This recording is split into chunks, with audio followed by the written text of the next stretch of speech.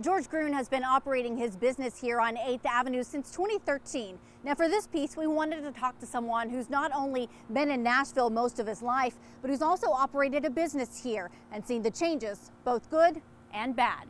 Broadway was absolutely magical. George first opened up his business on Broadway in 1969. And it was also just a couple hundred feet from the back door, stage door of the Ryman, which was perfect because we got to meet all the performers, and at the time they were doing the filming for the Johnny Cash TV show.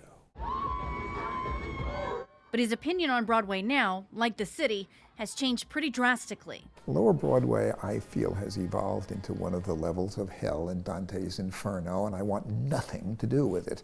And it was absolutely useless for selling guitars anymore. It went from a place that I could do business in to someplace I could not. In 2013, he picked up and moved to a massive space on 8th Avenue, which is now going through a transformation of its own. A lot of buildings going up are not memorable and are really not even built to endure. Some, Gruhn recognizes, are good. It is more upscale in many ways. So there was a fair amount on the street that really was underdeveloped. Regardless of your opinion on the growth, the change is undeniable.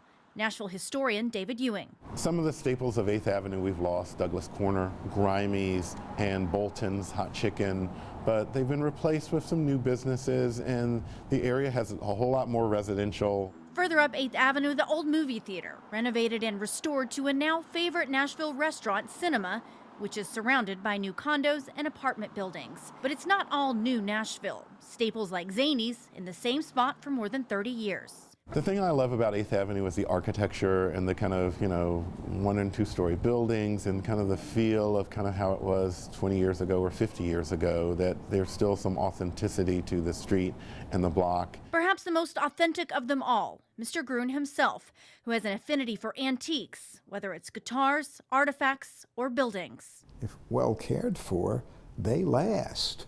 Which might be why he feels so at home here. Things of this nature are enduring because something like this could last for millennia.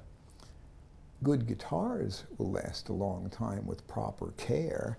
Kind of like George, who is affectionately and unapologetically Old Nashville. Nikki Burdine, News 2.